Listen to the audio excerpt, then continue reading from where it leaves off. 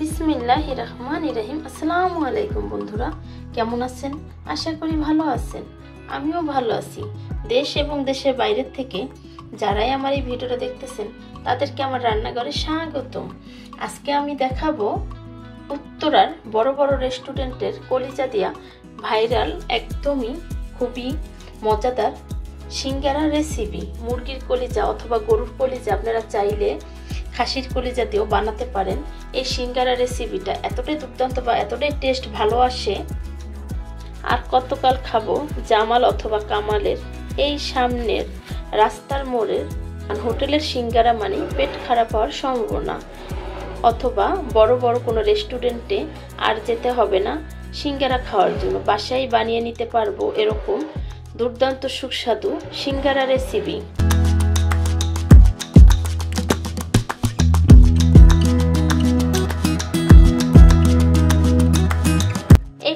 চলে এসেছি মূল পর্বে। এখানে সিঙ্গারার জন্য আলু কিউব করে কেটে নিয়েছি, এখানে নিয়েছি গাজর কিউব করে কেটে, কলিজাটাকেও কিউব করে কেটে নিয়েছি। এখানে নিয়েছি মরিচের গুঁড়া, গরম মশলার গুঁড়া একদমই 4 চামচের 4 ভাগের 1 ভাগ, হলুদের গুঁড়া নিয়েছি 2 চা চামচ, নিয়েছি জিরা ধনিয়ার গুঁড়া আমি সেম নিয়েছি মাপ।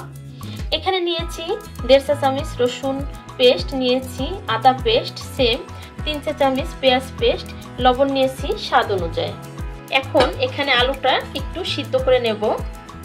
এখানে হালকা একটু হলুদের গুঁড়ো দিয়ে দেব, লবণ দিয়ে দিলাম স্বাদ অনুযায়ী। এখন ঢেকে দেব, ঢেকে এটাকে সিদ্ধ করে নেব। আমি অলরেডি তেল বসিয়ে রেখেছি, এখন দিয়ে দেব মশলাগুলো।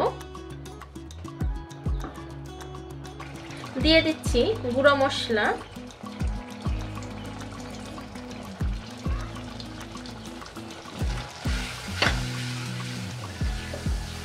খুব সুন্দর করে এটাকে কষিয়ে তারপরে কলিজাগুলো দিয়ে দেব।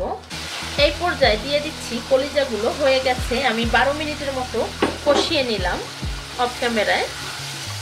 চলে আসছি ধনিয়া পাতা নেওয়ার জন্য, কিছু হয়ে গেছে, চলে আসলাম নিয়ে একটু নেড়ে নেব। খুব সুন্দর ভুনা ভুনা হয়ে গেছে, আর একটু পানি টানাবো যেন একদমই ঝোল না থাকে।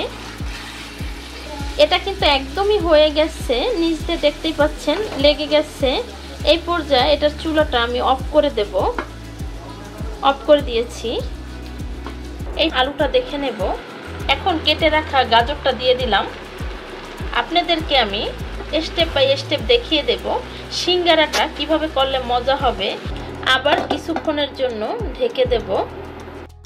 এই পর্যায়ে আলুটা বয়েল হয়ে গেছে, এখন সেই কলিজা ভিতরে দিয়ে দেব।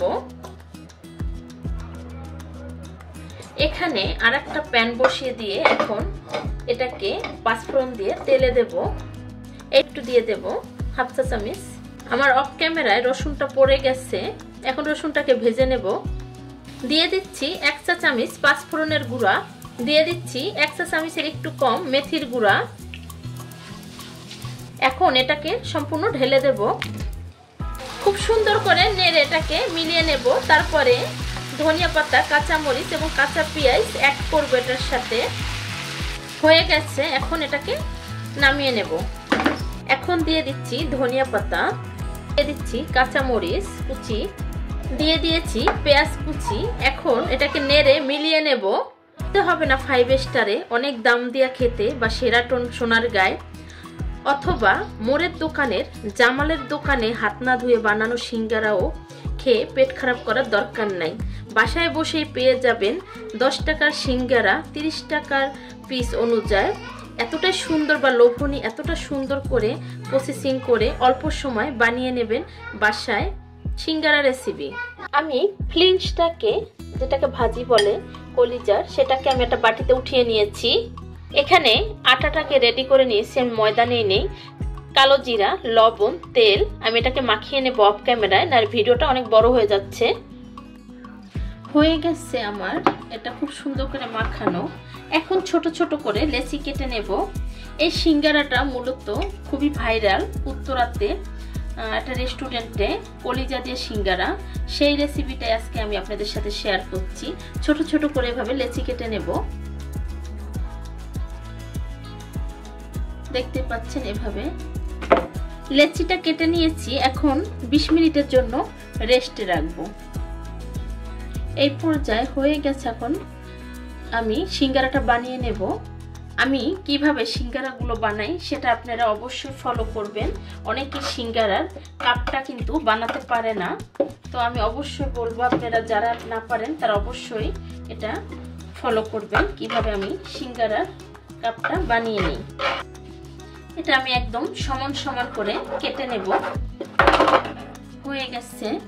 এই পর্যায়ে আমি এইভাবে করে আমি এটার জন্য আজকে আমার এই সিঙ্গারার রেসিপিটা অবশ্যই তারা দেখে নেবেন। হয়ে গেছে আমার কাপটা বানানো।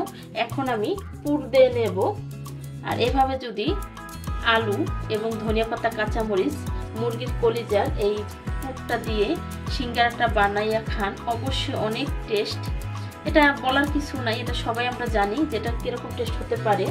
তো এটা আমি উত্তরা কয়েকটা রেস্টুরেন্টে এটা খুবই বিখ্যাত এবং ভাইরাল একটা সিঙ্গারা। তো আমি এটা অনেকবার খেয়েছি কিন্তু কখনো বানাইয়া দেখানো হয় নাই, তাই ভাবছি আজকে আমি বানিয়ে দেখাবো। দেখতে পাচ্ছেন আমার সিঙ্গারাটা কিন্তু একদম হয়ে গেছে। এরকম করে আমি অনেকগুলো সিঙ্গারা বানিয়ে নেব।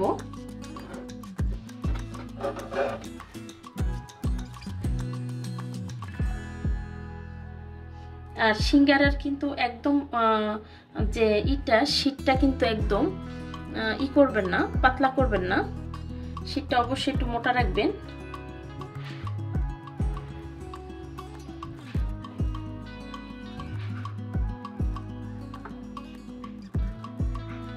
কলিজাগুলো কিন্তু একদম গলে গেছে, সুন্দর।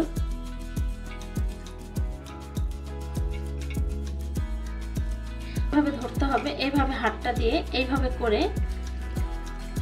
করে তারপরে এখান থেকে চাপ দিয়ে আটকিয়ে দিতে হবে। আমার থেকে অনেক অভিজ্ঞ আপুরা আছে, খুব ভালোভাবে জানে, তবে আমি যেভাবে জানি সেটাই আপনাদের সাথে শেয়ার করতেছি। আমার ভিডিও যদি কেউ ফলো করেন অবশ্যই সিঙ্গারার মূল রেসিপি কিভাবে কাপটা বানাতে হয় শিখতে পারবেন। তারপর এভাবে রেখে এভাবে করে সুন্দর করে একটু বসাই দিলেই হয়ে গেল। দিয়ে দিয়েছি অলরেডি সিঙ্গারা 2-3টা, এখন বাদ বাকিটা দিয়ে দেব।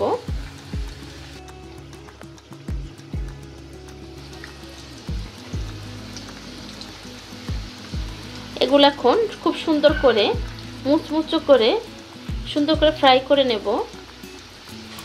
আমার সিঙ্গারাগুলো খুব সুন্দর ভাজা হয়ে গেছে। যে কোনো খাবার মন দিয়ে ভালোবাসা দিয়ে করলে জিনিসটা দেখতে সুন্দর লাগে, খেতেও ভালো লাগে। এটা বাসায় বানিয়ে ফ্যামিলির সাথে শেয়ার করবেন, বাচ্চাদের সাথে। আমি টিস্যু নিয়ে নিয়েছি একটা প্লেটে, টিস্যুর উপরে উঠিয়ে নেব।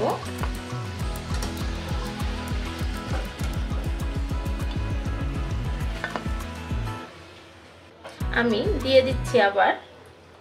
আপনারা চাইলে এভাবে বানাইয়া ফ্রোজিং করতে পারেন ট্রেতে করে, তারপরে র্যাপিং পেপার দিয়ে ঢেকে 2 থেকে 3 ঘন্টা রাখলে বরফ হয়ে গেলে একটা প্লাস্টিকের কন্টেনারে উঠাই রাখতে পারেন। তো যখন মন চাবে তখনই আপনারা নাস্তাটা ভেজে খেয়ে নিতে পারেন। আমি ফ্রোজিং করা আরেকবার আপনাদের সাথে শেয়ার করব।